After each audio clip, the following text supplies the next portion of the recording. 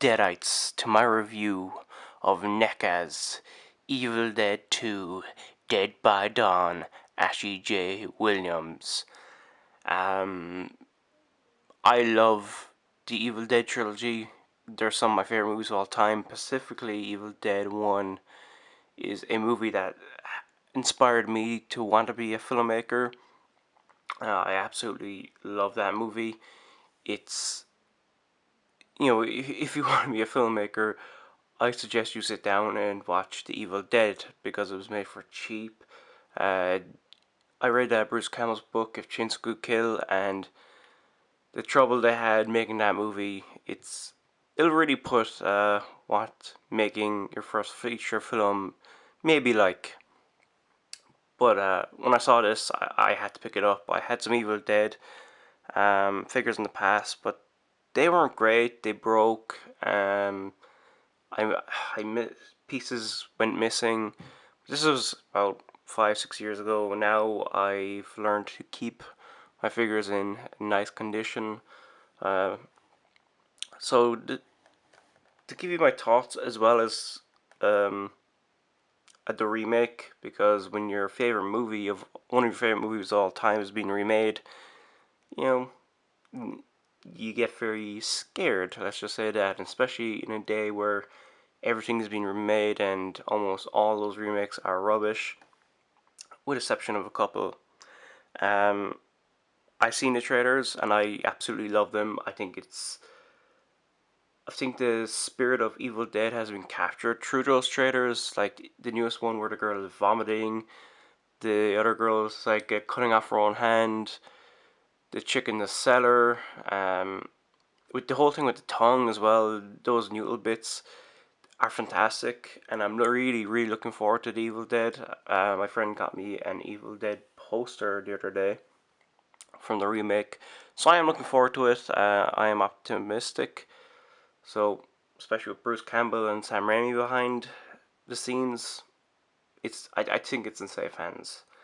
So let's move on to the figure. At top it says Evil Dead 2, and here it says Here from the Sky. So this is what this figure is called because the figures they released are all from various scenes. And at the side here it says Dead by Dawn, Dead by Dawn. And that says Evil Dead 2. Um, at the back you have your synopsis of the figure, and it says, after a relaxing vacation. Oh, no, wrong. Let me go again. After a relaxing cabin vacation doesn't go as planned, Ash is left with 3 dead friends, an undead girlfriend, and an angry evil spirit on the loose. As nightfall approaches, Ash must prepare again to battle the legions of the damned if he wants to make it to dawn. Celebrate the 25th anniversary of the Evil Dead 2 with its exciting new collection of highly detailed posable action figures. Figures include scene-specific accessories to help you reenact the gleefully glory masterpiece that is Evil Dead 2 Dead by Dawn. And you see there's a couple more figures in this collection. I might get this one. That one's badass. When he's kind of hunting down his hand. It's moving all over the place. Evil Ash, that's a great one to have. This one I picked up, but here it's in color, but it's more of a black and white figure. And of course, Ted Raimi in the mother or the wife suit.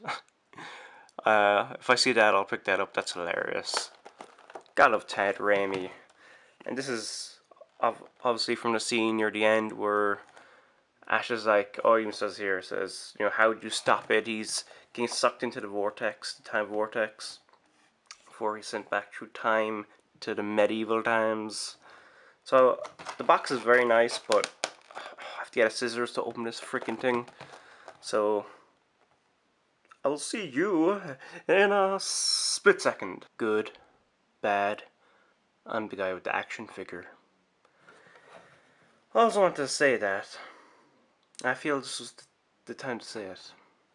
So anyway, this is the Ash Always package. I'm going to go back a bit more here. Give you a full scale view. As you see, he comes on this base, and the base is a hard plastic.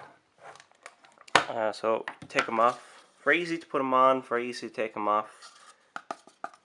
You can, very hollow, hard plastic. I love this base. It's a rocky base. The rock texture is fantastic. The detail on this base is great. I love it. There you go. That's a cool looking base. 8 pegs in here.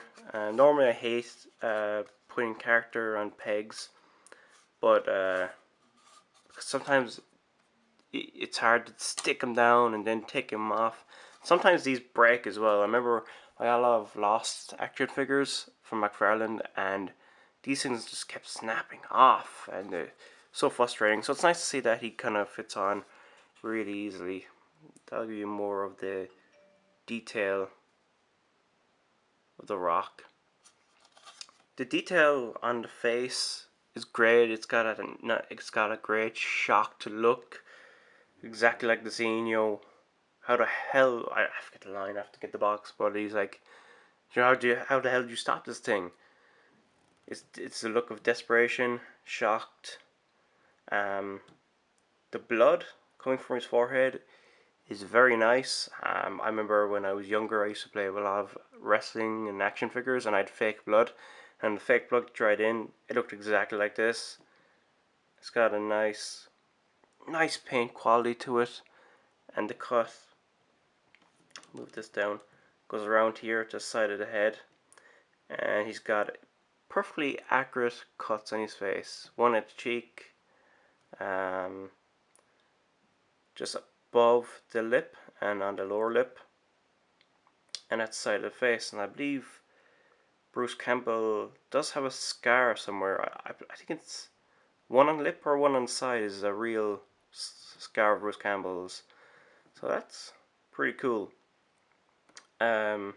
His top is torn to shreds, as you can see. There's 3 claw marks here, and there's just a flap of cloth hanging. There's a nipple. It's a nicely molded, painted nipple. As you see, his boomstick holster is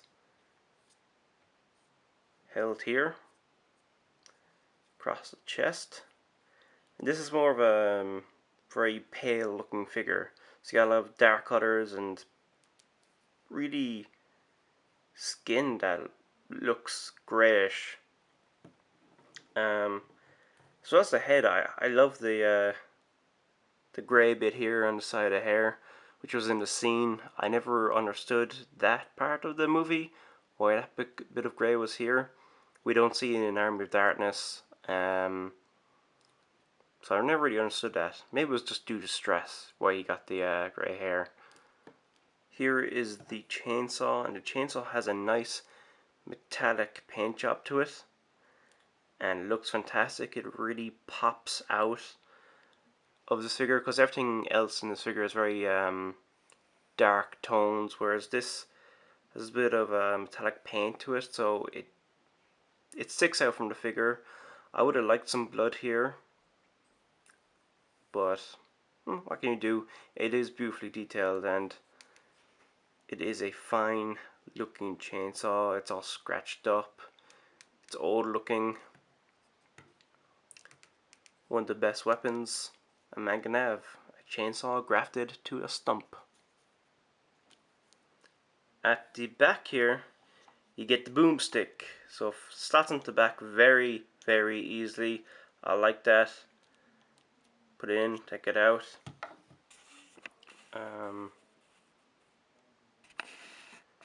I'll show you very close up. Boomstick itself is brown and black.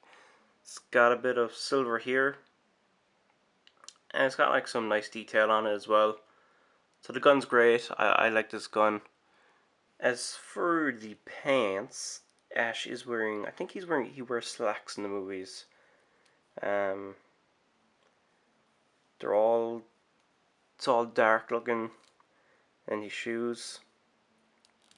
He's got some nice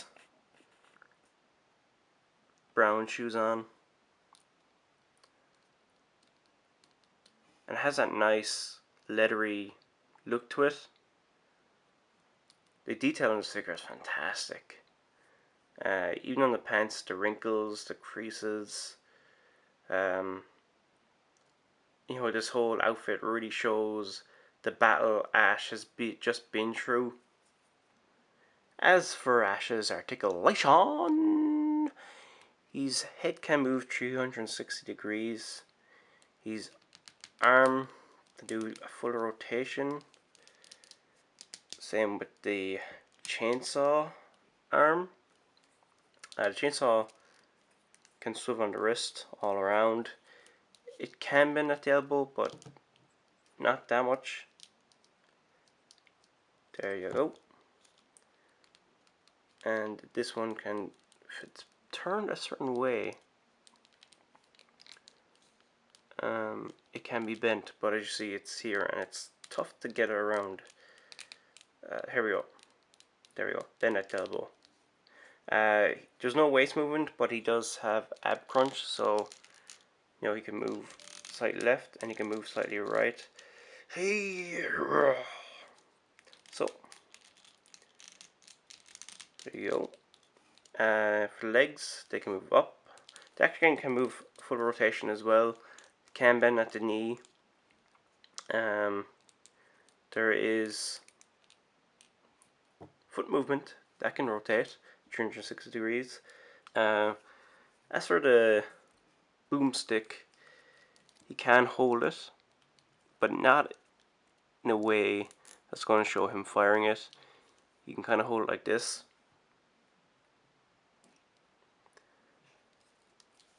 His main weapon of choice here would be the chainsaw, so no boomstick here. He's just holding it. But for when I'm going to pose him, I'll put into his back like so. So it looks nice. It looks very nice. Overall, I'm going to give this figure 10 fingers out of 10. Amazing, isn't it? I don't think I've ever given a figure 10 out of 10. If I have, it was quite a long time ago, but this is an amazing figure. If you're an Evil Dead fan, pick this up. This is, oh, it's gorgeous. It is scene accurate. The detail is wonderful. I love the collars. I love that shocked look on Ash's face, like, oh hell, game over, you know.